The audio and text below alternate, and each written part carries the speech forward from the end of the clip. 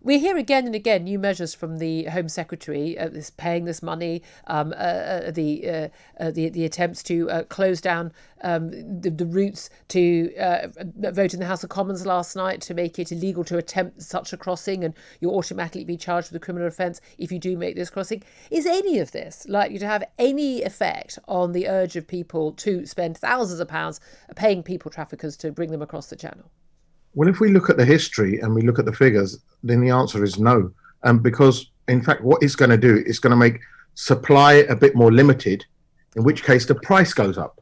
So the demand is still there, and the supply will become limited, and the price goes up. So if something's not available freely, then the people who are selling it are going to be able to say, right, we're going to charge you X amount. Do you know what? Priti Patel's made it harder now to get into the UK, and if you want to go to the UK, then we're going to charge you X amount, or if we're going to send you to the UK. So it may actually have the opposite effect. We're told that a lot of the legal routes have been closed down, particularly in 2020, of course, when people just were not freely travelling across between different countries, and it made it much harder with lockdowns in various parts of the world.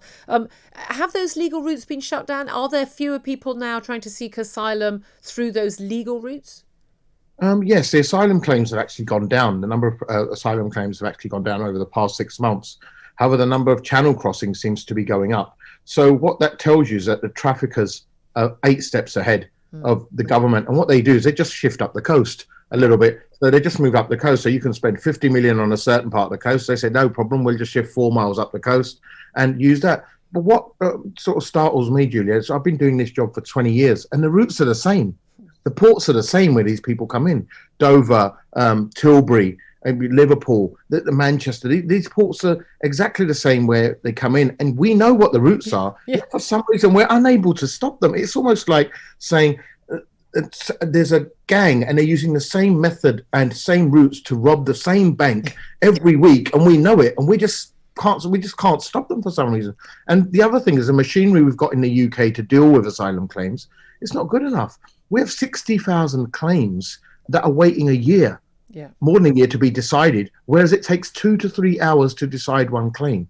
Why is this allowed to be built up over the period of last year? This is a job that can be knocked out. The Home Office isn't fit for its purpose. Well, in particular, it does take time to produce some documentation, get some proof. We know one of the issues is people turn up on our shores.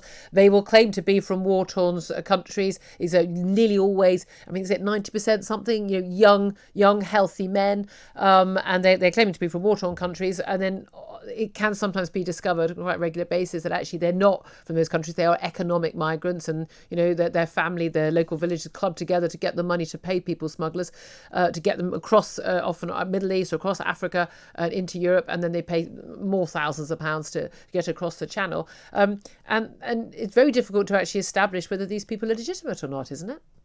Yeah, but however, this is the job that the Home Office has been purportedly doing for the past 20 years. And if it still hasn't perfected it or worked out a method of doing it, then we aren't fit for purpose. Well, I mean, the Home Office hasn't been fit for purpose for decades, has it? As John Reid, former Home Secretary, pointed out.